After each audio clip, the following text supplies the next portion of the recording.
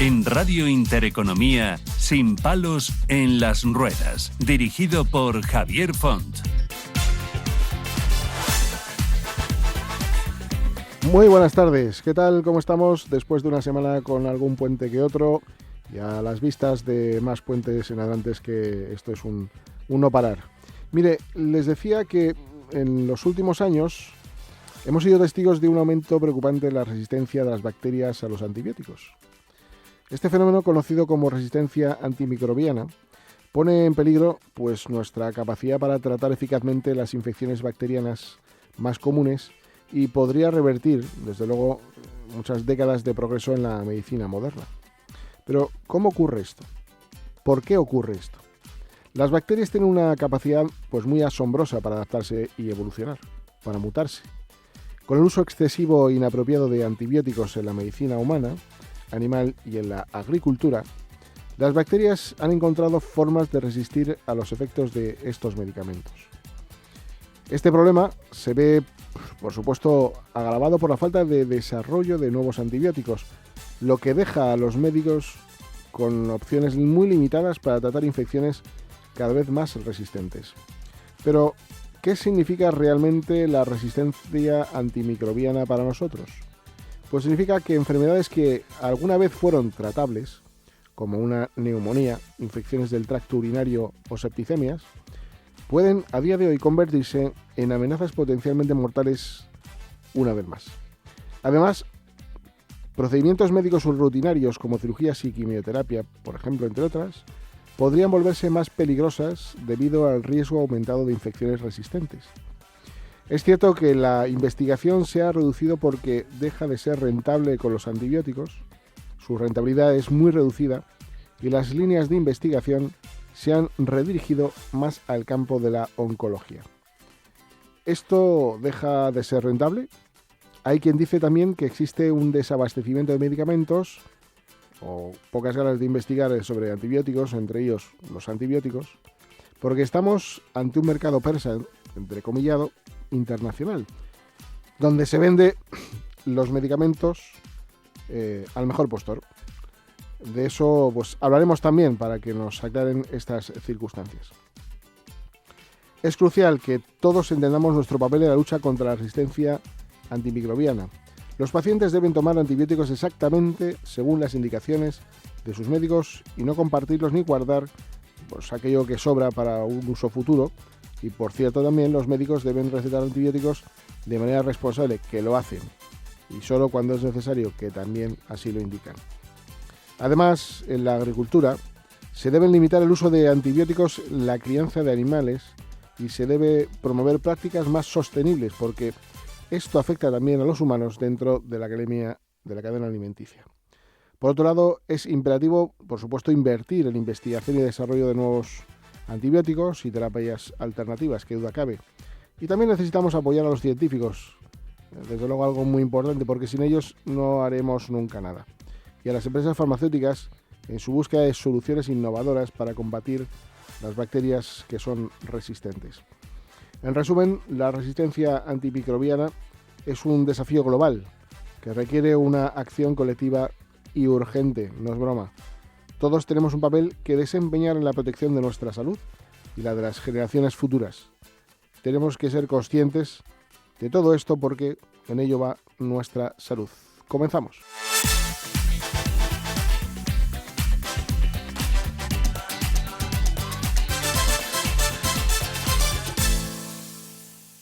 En Radio Intereconomía, Sin palos en las ruedas.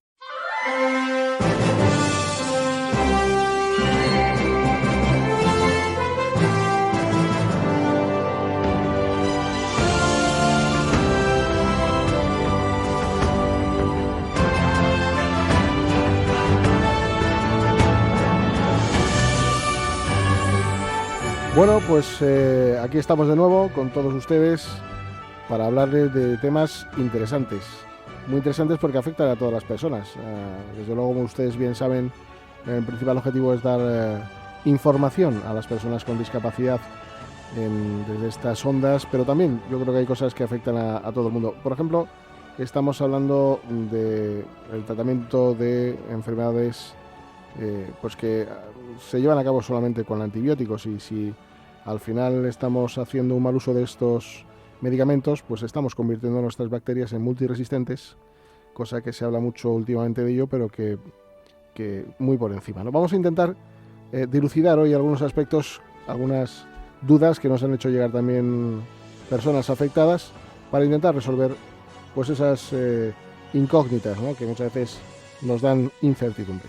Miren, para ello tenemos a Miguel Casanova, que es director médico de Immunotec, quien nos va a hablar pues de las vacunas bacterianas que pues sirven pues evidentemente para generar defensas que impidan que estas bacterias avancen, y que además también entendemos pues que se haría necesario o innecesario en este caso el uso de los antibióticos. También tendremos al doctor Pietro Moscatiero, médico adjunto del Servicio de Urología del Hospital Rey Juan Carlos, que también ha colaborado con nosotros en alguna ocasión, y también a Beatriz Collado, que es vocal del Colegio de Farmacéuticos de Madrid. Voy a empezar por el primero, si me permiten, y saludaré a Miguel Casanovas, que es, como decía, director médico de Immunotec, el laboratorio que está y que es pionero en la elaboración de este tipo de vacunas.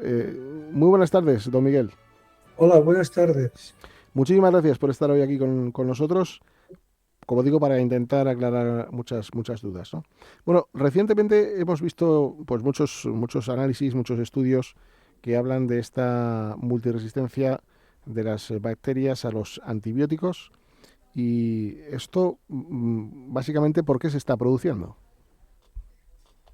Hombre, imagino que ya lo ha comentado usted antes, que la resistencia a antibióticos es un mecanismo de defensa de las propias bacterias. Ellas se defienden y estamos usando y abusando de antibióticos. Y al final ellas se defienden. Entonces, ¿qué ocurre? Que hay bacterias que se hacen resistentes, no hay antibióticos para tratarlas, y realmente estamos en un peligro. Es curioso porque ya foros que no son de medicina, como el World Economic Forum, ya considera la resistencia a antibióticos como uno de los grandes peligros para la humanidad. Uh-huh. Ante esto, ustedes también están trabajando en lo que se llaman las vacunas antibacterianas, ¿no? Bueno, sí, estamos trabajando con vacunas para prevenir infecciones recurrentes. Estamos trabajando en dos campos principales. Uno son las infecciones urinarias recurrentes y el otro son infecciones respiratorias recurrentes. Esos son nuestros dos campos principales de acción. ¿Y qué éxito están teniendo estas vacunas a determinadas personas? ¿Perdón? ¿Qué éxito en su resultado, me refiero? A ver, en esos dos campos, en el campo de infecciones recurrentes respiratorias, eh, los principales agentes son los virus. Y parece que puede ser una herejía lo que voy a decir, pero no lo es. Es decir, muchas infecciones por virus se pueden prevenir haciendo inmunoterapia con bacterias totalmente inactivadas, que actúan por mecanismos muy recientes que se conocen, que son mecanismos de inmunidad entrenada. Por otra parte, están las infecciones urinarias recurrentes. Las infecciones urinarias recurrentes son las infecciones más frecuentes producidas por bacterias. Y, como usted ha dicho antes, muchas de ellas producidas por bacterias que son resistentes a antibióticos. Entonces, lo importante en este caso es prevenirlas. Y aquí también es un campo donde tenemos estudios, muchos estudios de estos. Recientemente, el año pasado, hace un año y medio o 2 años, publicamos un estudio en el New England Journal of Medicine Evidence, un estudio de ciego controlado con placebo, en que la eficacia era superior al 60 o 70%. Y en estudios de campo, o sea, estudios de vida real, la eficacia está alrededor del 80%. Y, en prevención de recurrencias. Prevención de recurrencias en infecciones urinarias no complicadas. ujú. ¿Y cuál es el proceso de elaboración de este tipo de vacunas? ¿Cuál es el inicio y cómo se pueden dispensar, ¿no? En el caso de vacunas para infecciones urinarias recurrentes, que creo que es el tema que más les interesa a ustedes en este momento, ¿no? Ujú, correcto.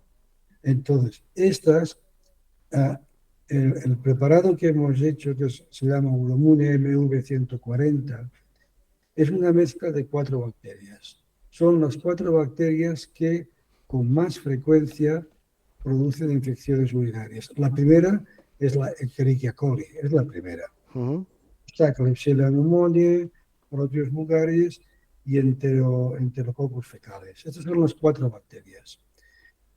Son bacterias que mm, las hemos cultivado en condiciones muy especiales, están totalmente inactivadas, es decir, son incapaces de producir una nueva infección, entre comillas, no las hemos matado bien matadas. sí. O sea, están totalmente inactivadas y se dispensan por vía sublingual. Por vía sublingual, en spray, que lo que hace es que a nivel de mucosa sublingual son captadas por las células del sistema inmune, células de reconocimiento, que las presentan al sistema inmune innato y al sistema inmune adaptativo y producen una respuesta a distancia en vejiga urinaria. Estos son conceptos muy recientes, nuevos. O sea, es la estimulación a través de mucosas. Ya hay alguna vacuna también para otro campo a nivel de mucosas y la verdad es que es un avance muy importante. También la mezcla de 4 bacterias tiene una ventaja adicional y es que aparte de producir una respuesta específica frente a bacteria que produce la infección, también tienen un efecto adyuvante las otras bacterias. Y nos hemos encontrado que incluso son capaces de producir eficacia frente a prevención de infecciones producidas por bacterias que no están incluidas en el preparado. Ujú. Doctor, ¿nos podemos encontrar con más de una bacteria? Entiendo. Vamos, nos preocupa el tema de las infecciones urinarias porque entendemos que también son las infecciones más habituales, ¿no? Sí, las infecciones urinarias son las infecciones más frecuentes de origen bacteriano. Claro. Estas sí, y ya les digo, las 4 primeras bacterias son esas que les he dicho, pero también las hay producidas por pseudomonas, por otros muchos tipos de bacterias. Ya hay publicaciones, hay una publicación de la doctora Fernanda Lorenzo, que fue una pionera en usarlo. La segunda publicación de que hizo en condiciones de vida real, se ve, por ejemplo, que de las bacterias que producían infecciones, había bastantes que no estaban incluidas en este tipo de vacuna, pero que sí esta vacuna producía beneficio clínico. Ujú. Doctor, hay determinadas patologías como son las lesiones medulares que tienen un condicionante importante porque tienen problemas en el vaciado de la vejiga y eso conlleva también a que se genere ahí un caldo de cultivo que evita que, bueno, pues que se vaya limpiando toda la suciedad, ¿no? Por decirlo de alguna manera, y Sí. entendernos si salgan las bacterias que están ahí. ¿Las vacunas hacen un buen trabajo incluso con estas circunstancias? A ver, nosotros el desarrollo que hemos hecho hasta ahora es en infecciones urinarias recurrentes no complicadas. Y precisamente personas que están con lesiones medulares o con cateterismos entran dentro del capítulo de infecciones urinarias recurrentes complicadas. Entonces, todos los estudios que tenemos son en no complicadas. Evidentemente, primero hay que demostrar que funcionan en este tipo de patología. Probablemente por el mecanismo sí que puedan tener utilidad. Lo que no tenemos en este momento son estudios concluyentes en este tipo de infecciones complicadas. Sé que hay personas que las han usado, pero no le puedo decir en este momento el beneficio clínico que han tenido.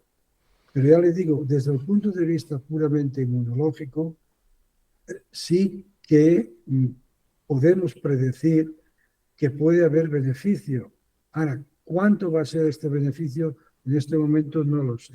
En el tiempo se refiere, ¿no? ¿En cuánto Y en puede el durar?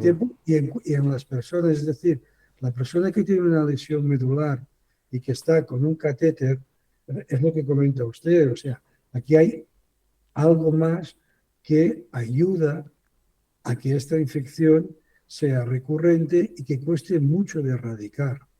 Aparte, las bacterias también forman sus defensas. Entonces, sí que hemos comprobado que en infecciones no complicadas la tasa de beneficio clínico es muy alta. En este otro tipo no lo sé, pero también es lo que le he dicho y le repito. O Ujú. sea, desde el punto de vista puramente de mecanismo, sí, tiene que producir beneficio clínico, pero no puede cuantificarlo, no le puedo decir cuánto. Y en el tiempo no sabemos con exactitud qué puede durar este tipo de vacunas. A ver, el estudio que hicimos, que salió publicado en el New England, ah, era un grupo placebo y un grupo tratado o a 3 o a 6 meses. Y vimos que no había diferencia en el tiempo de tratamiento en cuanto a erradicación de las infecciones urinarias. Entre 3 o 6 meses de tratamiento. No había. Ujú. Recientemente, un grupo inglés, del grupo de Bob Young y de Steve Foley, ellos han presentado ahora en el último Congreso Europeo que ha habido en París una casuística de, ellos hicieron un estudio de vida real en pacientes también con infecciones urinarias recurrentes y lo que han ido es siguiéndoles a lo largo del tiempo. Y lo que han visto es que prácticamente un 50% de estas personas, al cabo de creo que eran 7, 8 años, estaban libres de infección.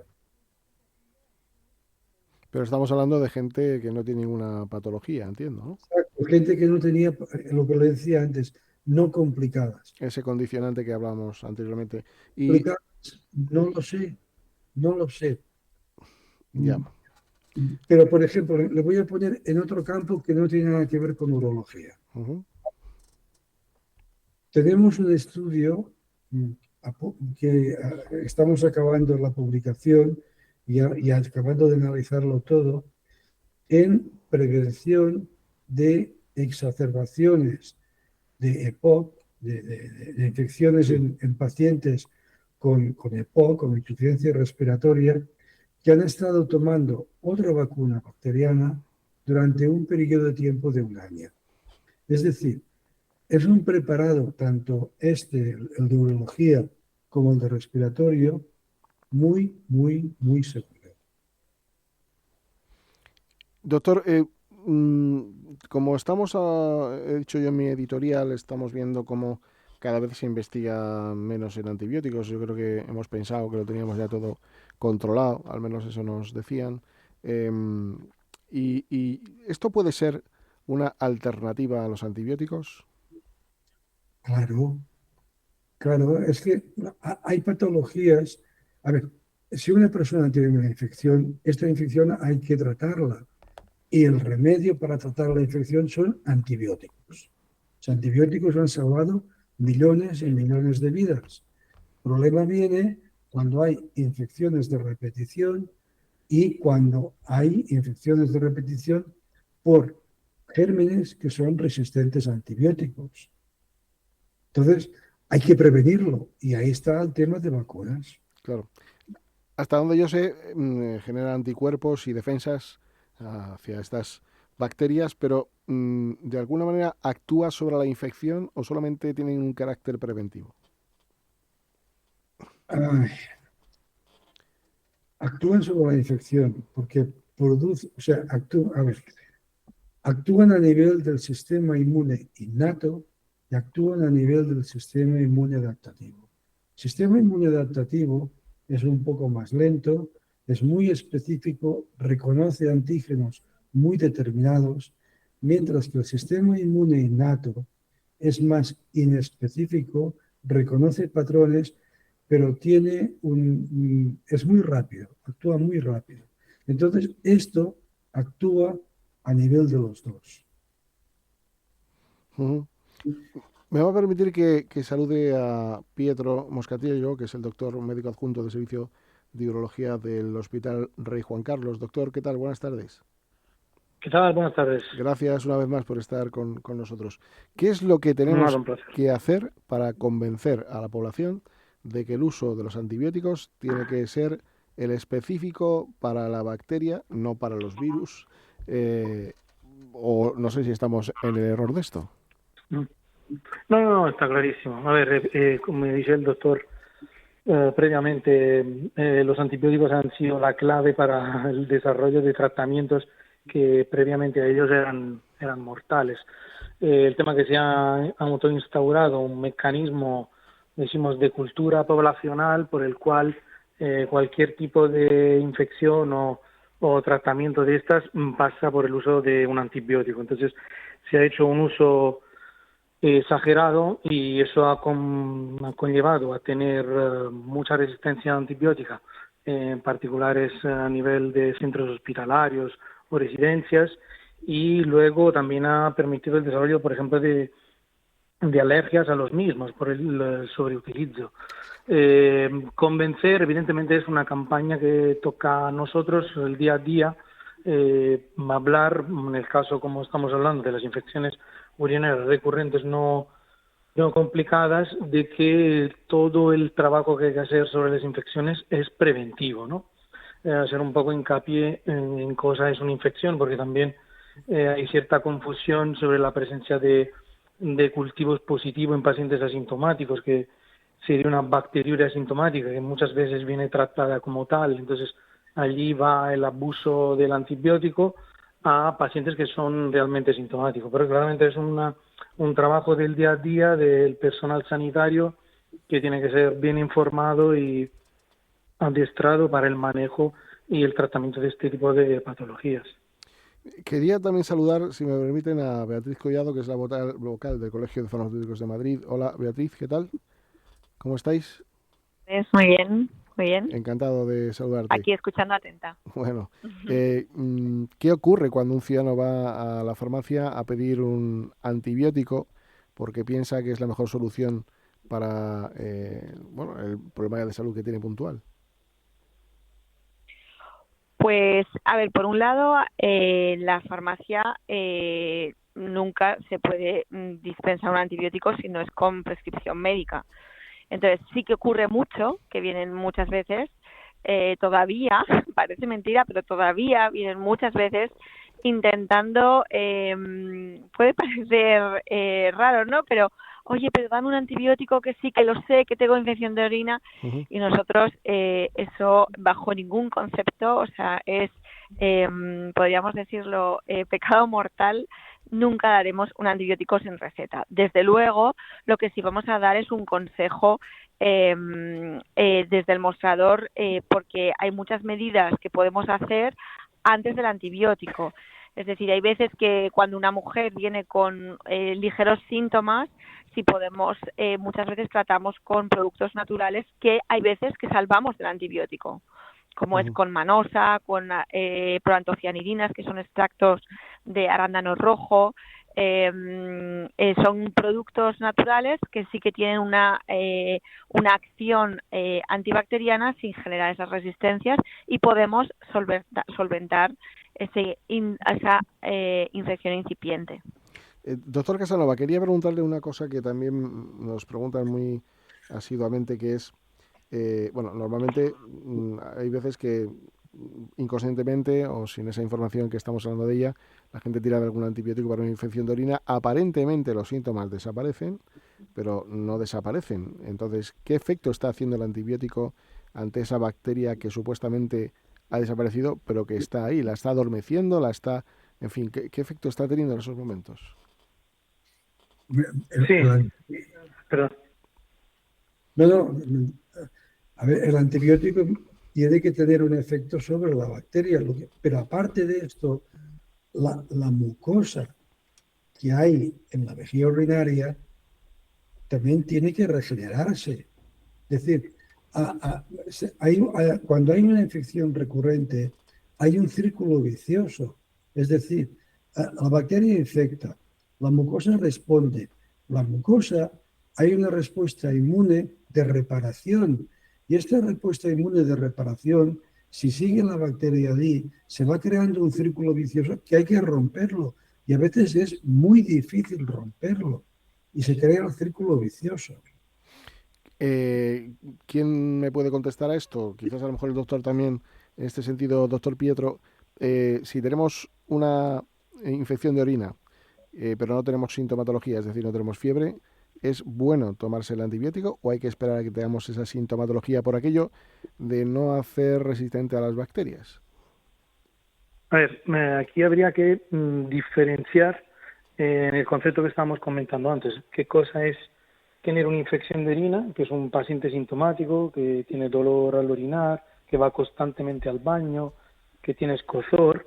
Y otra cosa es un paciente una persona que hace un control rutinario para ver si tiene infección de orina, que eso es un error colosal que en algunas circunstancias se comete. Entonces, en el segundo caso, la presencia de bacterias en la orina en pacientes sintomáticos se considera como bacteriuria asintomática y esta no se tiene que tratar, salvo en pequeños grupos de población, como pacientes con menos de 5 años, mujeres embarazadas o pacientes que puedan tener prótesis, pero son escasos tipos de pacientes los que se tienen que someter a un tratamiento de la bacteriuria asintomática, o quien, por ejemplo, se tenga que someter a algún procedimiento quirúrgico, urológico.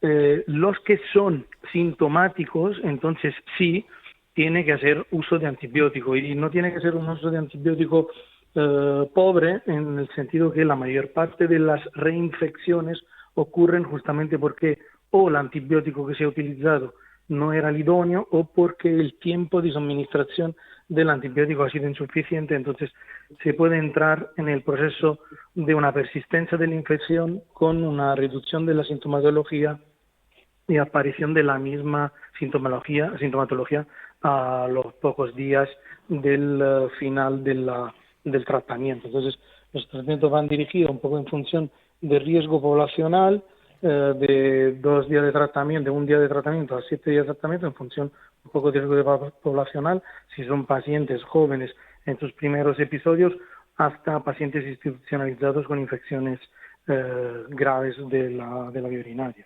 Pero, por ejemplo, si un paciente tuviera pues piuría, que si me equivoco me corrigen, que para eso se lo agradezco, que no es otra cosa que pus, ¿no? En la orina, se entiende Sí. que ya hay una infección importante, ¿no? Entonces, aún Claro, así bueno, no... la piuria, que es una manifestación celular de la presencia de una reacción inflamatoria, normalmente se acompaña a sintomatología, pero nosotros, por ejemplo, la podemos ver, la piuria asintomática la podemos ver en pacientes neurolesos o portadores de sonda crónica Ujú. y no está indicado tratar este grupo de pacientes con tratamiento antibiótico porque no se ha demostrado un aumento de la supervivencia si tratas o no tratas este tipo de infecciones. Entonces realmente solo expones a estos pacientes a un aumentado riesgo de que hagan una resistencia antibiótica. Sí que, respondiendo a una pregunta que usted había hecho antes, en España la FE, en el Hospital Valenciano, sí que ha hecho un estudio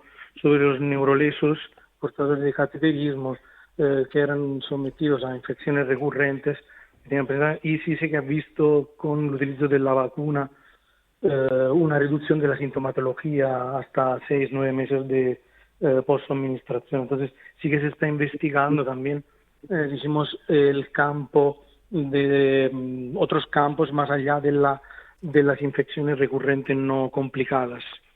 Diríamos, por ejemplo, que hay un alto impacto de las bacterias multiresistentes en la salud pública y en la medicina moderna, podríamos decir.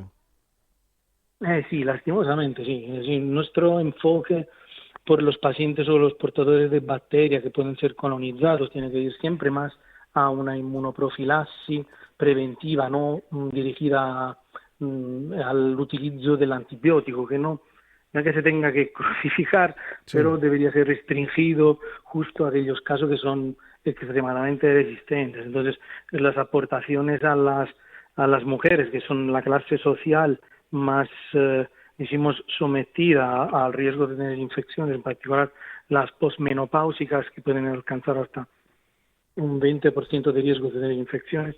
Estas mujeres deberían ser dirigidas a tratamientos de tipo preventivo, que van desde los tratamientos de tipo de ingesta de líquidos, utilizo, como decía la doctora, tratamientos orales con de magnesio o arándanos, el utilizo de estrógenos por vía vaginal, o utilizo de, decimos, de probióticos a nivel intestinal, recordando que las infecciones urinarias, como decía justamente el doctor antes, fundamentalmente tienen un origen intestinal y que justamente con su, decimos, cuidado pueden ser reducidas. Doctor Casanovas, mire, el otro día nos informaban desde la Agencia Española del Medicamento que, bueno, pues que la investigación sobre nuevos antibióticos había cambiado, bueno, por varias cuestiones. También hay una cuestión importante que parece ser que se baja, o bueno, se venden más los medicamentos a los países ricos y mucho menos a los países pobres. Es decir, el que más paga, pues se queda con toda la partida. Y hay una cuestión importante, y es que dicen que, como no es rentable ahora mismo el medicamento, porque el antibiótico, porque además es muy barato, y abrir una línea de investigación es muy cara, todo se ha inclinado hacia la oncología. Entonces, ¿en qué momento estamos? Y de verdad, ¿cómo podemos hacer reflexionar a los laboratorios para que investiguen en determinadas circunstancias como esta, que creo que afectan y alteran la vida de millones de personas? Sí, es cierto. Es decir, los antibióticos, lo que he dicho antes, han salvado millones de personas, han salvado millones de vidas. Lo que no podemos es usarlos indiscriminadamente, o sea, hay que usarlos cuando están indicados y tal. Sí es cierto que hay que investigar también nuevos antibióticos y hay que investigar vías alternativas como pueden ser vacunas. Pero es que vacunas tampoco es tan fácil. O sea, desarrollar una vacuna es muy complicado y es difícil. Y actualmente lo que es la industria farmacéutica ya está yendo mucho hacia productos biológicos. Productos biológicos para ayudar al sistema inmune, como son los anticuerpos monoclonales humanizados, que se usan en oncología, se están usando también en patologías de tipo alérgico. Está evolucionando la industria farmacéutica también hacia campos que antes nadie lo pensaba. Y lo que es todo el tema de biotecnología, de manipulación, todo esto, puede en un futuro dar muy buenos resultados. Lo que sí está claro que también investigar en nuevos antibióticos es fundamental. Sí, aquí tenemos el problema de la limitación de precios, que quizás es lo que está produciendo esa fuga de ventas a otros países, que eso también es algo importante y de lo que estamos muy preocupados, por supuesto. La vacuna se aplica por vía lingual, entiendo, ¿no?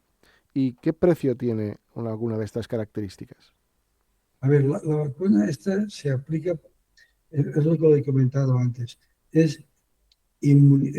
actúa a través del sistema inmune de mucosas. El sistema inmune, nosotros con lo primero que contactamos con el exterior es con la piel y con las mucosas.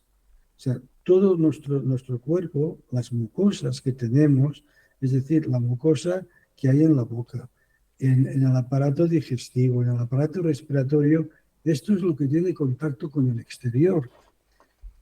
Si extendiéramos en horizontal toda la superficie de mucosa que nosotros tenemos, son más de 300 metros cuadrados. Es una barbaridad. Y esto es lo que tenemos en contacto con el exterior.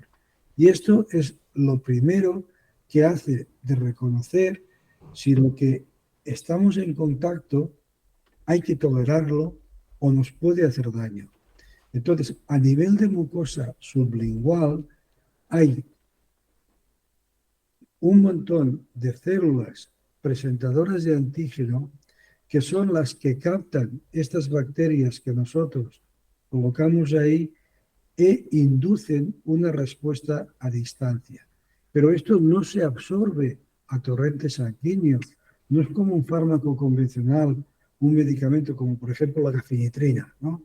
Que no tiene una angina de pecho, se pone la cafeinitrina y esto se absorbe muy rápido y produce una vasodilatación. No, esto son captadas, estas bacterias muertas, inactivadas, son captadas por estas células presentadoras de antígeno que las presentan al sistema inmune y son las que el sistema inmunológico induce a través de estas células, que son células dendríticas, induce una respuesta. Y en este caso es una respuesta a distancia, que es a nivel de vejiga urinaria. ¿Y en cuánto tiempo podemos ver resultados? Porque el antibiótico actúa más o menos 24-48 horas, se ven más o menos resultados. Me refiero, no terminan con toda la infección, pero vamos a la vacuna, más o menos cuándo se pueden ver efectos sobre una infección, por ejemplo. Es sobre prevención de infección. Correcto. Es sobre prevención.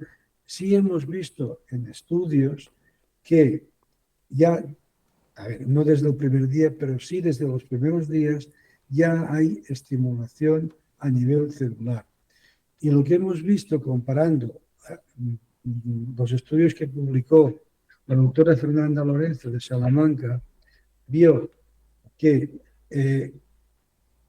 usando como prevención para infecciones urinarias recurrentes, lo que recomendaban las guidelines de, por ejemplo, la Asociación Europea de Urología, que era prevención con remoxazol durante 6 meses, vio que en el tiempo de los 3 meses de terapia con MV140, había menos pacientes que tenían infección que los que estaban recibiendo antibiótico en plan preventivo. Y después de esos 3 meses, había muchos menos que tenían infección. Es decir, la acción sobre el sistema inmune innato es muy rápida y perdura en el tiempo. Hay memoria. Es un dato importante que tenga memoria, por supuesto. Sí, es fundamental. Es importante. Antes se creía que el sistema inmune innato era un sistema inmune que no tenía memoria, pero sí se ha visto que tiene memoria. No tiene la misma memoria adaptativa, que es la producción de anticuerpos, etcétera, pero tiene memoria. Tiene memoria. Doctor Prieto, bueno, Sí. no nos queda también más que hacer muchas campañas de concienciación, ¿no? En consulta, quizás. Sí, también, ¿no? hay que lucharlo día por día y la verdad que gracias a casas productoras como la del Uromune, ¿no? Del cual estamos hablando hoy, es un privilegio porque al final te permite tratar de forma mejor estas personas que no serían víctimas, como muchas veces vienen, de múltiples y pluritratamientos que alteran además su flora intestinal, bucal, han encontrado muchas patologías causadas por el sobreuso de bacterias. Entonces, es verdad que estamos en la espera de estudios a largo plazo, ¿no? Todo es, como decía el doctor, un poco a 6-12 meses, lo que sabemos, con una reducción eso de más o menos del 80% el número de episodios comparado a un 20%, ¿no? Más o menos lo que dan los antibióticos. Sí, lo que decía del 80%, la ventaja es sustancial. No era una reducción del 80% del número de episodios, sino que el 80% de los pacientes sí que tenían un beneficio clínico de que no presentaban otra infección, lo cual es mucho. Muy alto, ¿no? El resultado, ¿no? Sí, claro. Incluso lo que yo creo que el estudio que usted citaba de Fernanda es que se reducía el número de episodios de 6 a 1, Sí. en 6 meses, comparado con los antibióticos. Sí. No, El estudio. que es muy superior. Bueno, doctores, lo tenemos que dejar aquí. Muchas gracias, doctor Prieto. Ha sido un placer. Mil gracias por la invitación. Por su trabajo. Doctor Miguel Casanovas, gracias por el trabajo que hacen. Les deseamos el mayor de los éxitos, porque sus éxitos serán buenos para nosotros y que vaya todo bien en este laboratorio Inmunotech que se dedica, pues bueno, a salvar vidas. Nosotros volvemos en nada y menos, como dice aquel, para seguir con nuestro consultorio jurídico. Gracias, hasta luego. Hasta luego. Hasta luego.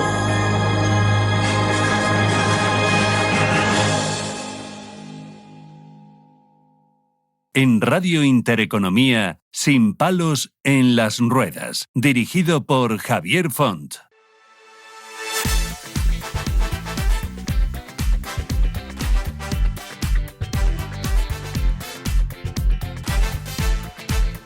Hola Cristian, ¿qué tal?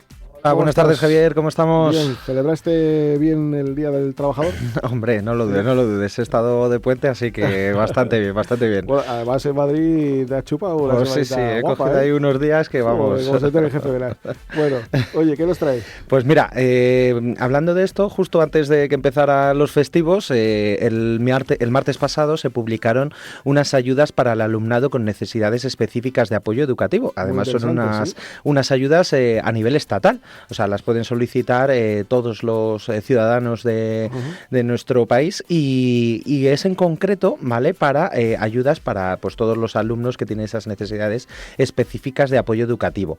Las cuantías pueden rondar, son diversas cuantías, porque estamos hablando de unos 100, 200 euros, si es para libros y material didáctico, hasta un máximo de 1.800 euros. Hablamos de unas ayudas de 900 euros para programas de apoyo educativo en concreto, o incluso de 400 euros que se da un subsidio de carácter general para estos alumnos que tienen esas necesidades. Como decía, el pasado 30 de abril, el martes, se abrió el plazo y estará abierto hasta el 13 de septiembre de 2024, porque son ayudas para el curso escolar 2024-2025, ¿vale? ¿Y dónde se pueden pedir? ¿Dónde? Mira, muy bien, esto en la página web del Ministerio de Educación hay un enlace, si no, bueno, en nuestras redes sociales les hemos dado bastante difusión para que podáis acceder al formulario, pero en concreto pues hay que saber unos pocos requisitos de qué es lo que necesitas para poder solicitar estas ayudas.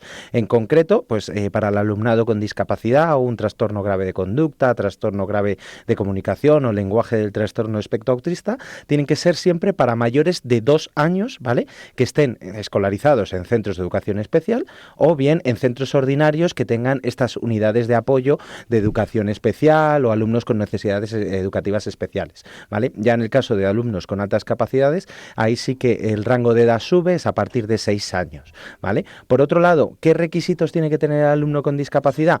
Bien, un certificado de el 25%, que aquí me dirás, 25%, sí, no es 33% a partir del que tenemos un certificado de discapacidad.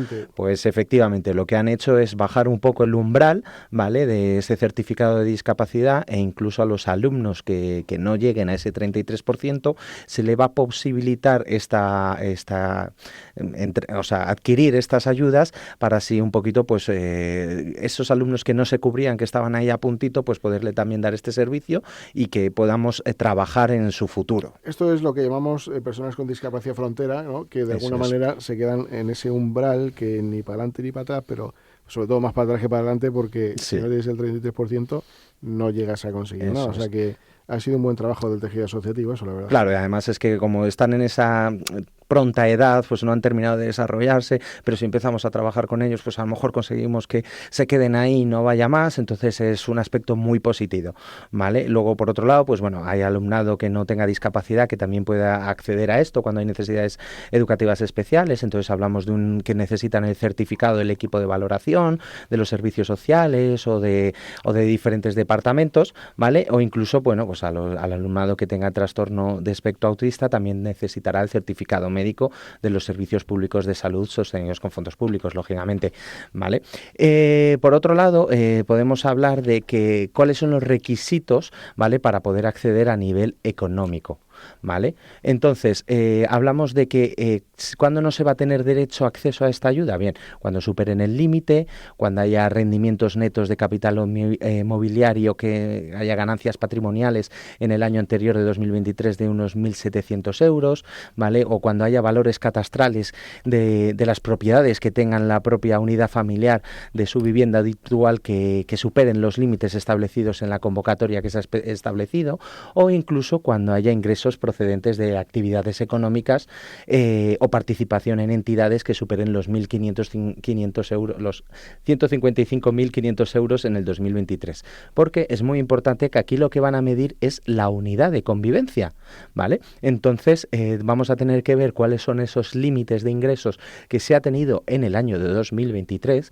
Por eso van a ir a mirar las rentas de la unidad de convivencia del año 2023 y aquí veremos en función de si son 1, 2, 3 o 4 personas cuáles son los límites. Entonces sí que es verdad, Javier, que bueno, estas ayudas, aparte de que hay unas en el tramo autonómico, estas son del tramo estatal y bueno, es a veces un poco complicadillo acceder a ellas por esos límites de renta que muchas veces son inferiores, porque estamos hablando de, bueno, pues por una persona unos 12.000 euros, 2 personas 20.000. Bueno, siempre habrá alguien que a lo mejor le pueda venir bien, pero desde luego, y si tienen más dudas o incógnitas a este respecto, yo les animo a que contacten con nosotros o bien por teléfono llamando al 91 593 35 50 o en el correo electrónico derechoshumanos@fama.org y también están nuestras redes sociales, vamos, que no nos escapamos. Eso es, tenemos de todo tipo para que puedan estar bien informados. Y además, Javier, pues hablando un poco de educación para los más pequeños,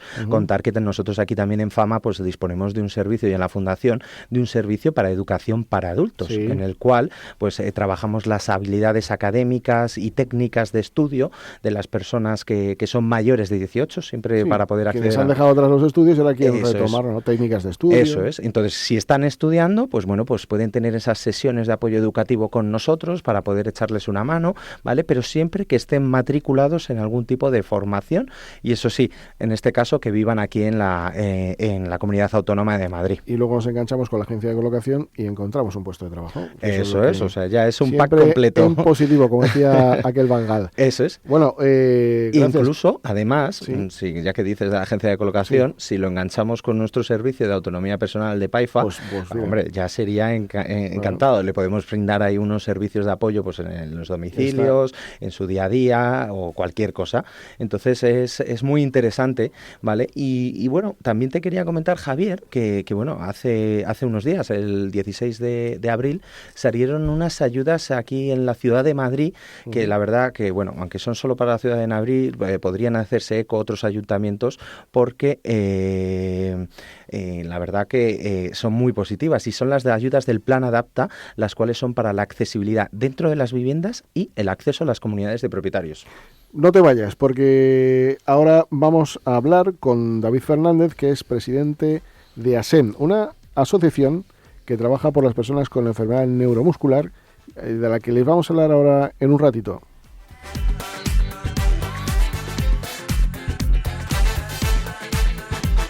En Radio Intereconomía, sin palos en las ruedas.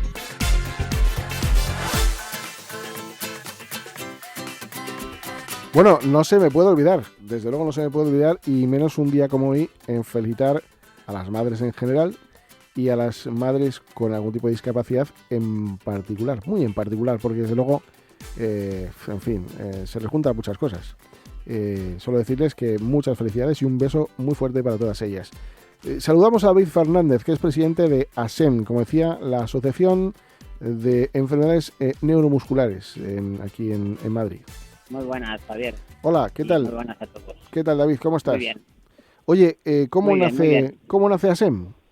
Bueno, pues ASEM nace en torno a los años 90, pues bueno, pues por la unión de familias que tenían personas con enfermedades neuromusculares en su entorno. Y bueno, pues todo nace de unas familias en Barcelona y a raíz de entonces pues se genera la Asociación Española de Personas con Enfermedades Neuromusculares y cuando se implanta la ley de autonomías pues se segrega en en las diferentes entidades autonómicas, y es cuando en 2003 se crea la Asociación Madrileña de Personas con Enfermedades Neuromusculares, que es ASEN Madrid.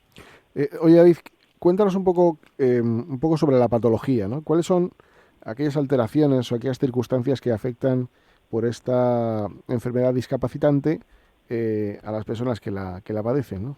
Bueno, pues la principal característica de las enfermedades neuromusculares es la pérdida de fuerza. Es una enfermedad de las que son denominadas raras o poco frecuentes, y hay en total de unas más de 150 patologías neuromusculares diagnosticadas. Pero, como comentaba, el principal factor común es la pérdida de fuerza, que es progresiva, y también es una enfermedad de origen genético. La diferencia entre que tengas una con un determinado nombre u otra, por ejemplo, la más conocida puede ser la atrofia muscular de Duchenne o la atrofia muscular espinal, pues no, de cinturas, dependiendo también la zona del cuerpo en la que afecta, si es el género, si es hombre o mujer, pero sobre todo es la pérdida de fuerza y de movilidad. Eso implica que la persona va a generar a lo largo de su vida, en mayor o menor grado, una dependencia total de las tareas de la vida diaria a realizar, y que no va a poder realizarla de manera autónoma. Estos tipos de patologías afectan tanto a niños como a adultos, y bueno, pues la mayor característica, como decía, es la pérdida de fuerza. ¿Desde qué edad, David, puede surgir una patología? Pues incluso en el feto puede aparecer una patología neuromuscular, como puede ser la atrofia muscular espinal tipo 1, o puede aparecer en una edad adulta. O sea, puede cogerte en cualquier rango de tu vida, de tu recorrido vital. ¿Y puede haber alguna medida preventiva para detectar esta circunstancia antes de nacer, por ejemplo? Pues sí, evidentemente hay pruebas genéticas, que es por lo que nosotros luchamos, de que haya una prueba de talón para el cuidado neonatal, ¿no? Y con eso, pues ya las que tienen un diagnóstico genético se podrían descartar. Todo esto es un poco diverso porque, bueno, como bien sabéis, 17 comunidades autónomas, 17 sistemas sanitarios diferentes. Sí, entonces, siempre, pues sí. bueno, pues sí, es lo de siempre. Pues hay unas comunidades que tienen más suerte que otras, pero vamos, lo primero que nosotros desde la asociación en nuestro servicio de orientación es el estudio genético, porque es la mejor manera y la menos traumática para poder llegar a un diagnóstico certero. Y como, digamos, son enfermedades poco frecuentes o raras, pues hay muy pocas que tengan tratamientos farmacológicos, o también hay algunos que tienen tratamientos genéticos, pero lo que sí está muy demostrado que es que el tratamiento de la rehabilitación y el servicio de fisioterapia es lo que hace que la degeneración muscular se ralentiza y te permita pues una calidad de vida más a largo plazo. David, sé que tenéis distintos programas de atención a personas con esta patología. Me gustaría que nos hablaras de los más relevantes y en concreto de uno que se llama VAVI, que no es otra cosa que el acrónimo del programa de Vida Autónoma y Vida Independiente, que digamos de alguna manera va muy en sintonía con este programa y con su Fundación para la Autonomía Personal, que efectivamente va a buscar un poco esa autonomía que se reduce por la alta dependencia que generan las discapacidades como esta, ¿no? Eso es. Sí, bueno, dentro de nuestros servicios, aparte de la atención al afectado, las familias, tenemos un servicio de fisioterapia a domicilio y también de apoyo psicológico. El proyecto de servicio que tú comentas de vida autónoma, vida independiente, lo hemos tenido que suspender porque, bueno, se financiaba a través de la Federación ASEN, que es la entidad que está representando a todas las entidades autonómicas a través del 0,7 del IRPF de la renta. Y bueno, pues en las convocatorias que con esta recaudación de Hacienda en la Comunidad de Madrid, pues no hemos tenido posibilidades a optar por ello. Pero es lo que realmente es nuestra herramienta más potente para que una persona con una enfermedad neuromuscular o una discapacidad severa pues pueda realizar una vida digna y ser quien tenga el control de lo que quiere, cómo quiere y cuándo quiera hacerlo a lo largo de su vida. De la precariedad del tejido asociativo hablaremos en alguna ocasión, ¿no? Porque la gente nos ve cuando vamos a un rastrillo, nos vamos a vender no sé qué, a papeletas de Navidad, pero es que todo eso se produce porque la administración apoya bastante poco. No sé si sabrán ustedes que en muchas ocasiones los programas se ponen en marcha a riesgo de la entidad, pidiendo líneas de crédito para poder seguir dando esos servicios sin saber si lo van a conceder o no lo van a conceder. En el caso de lo que no concedan, el problema es tremendo. Bueno, querido David, muchísimas gracias por tu aportación, desde luego, y vuestro encomiable trabajo. Y desde luego te esperamos siempre aquí para que en un momento determinado puedas hablar de lo que más te apetezca. Así que gracias de corazón. Muchísimas gracias, y todos los que quieran tener más información a través de redes sociales, en Madrid, tanto Facebook, Twitter o página web, pueden encontrar y estaremos a su disposición. Y cualquier persona que quiera contactar con ellos nos llama a nosotros también, que le pondremos en contacto directamente con David Fernández, que es una gran persona y hace un gran labor. Gracias, David. Un abrazo fuerte. Muchísimas gracias a todos. Luego. Un saludo. Hasta luego. Y bueno, nosotros nos vamos, queridos señores, queridas señoras, amigos, amigas, os queremos, os adoramos. Esperamos volvernos a escuchar el próximo domingo. ¡Hasta luego!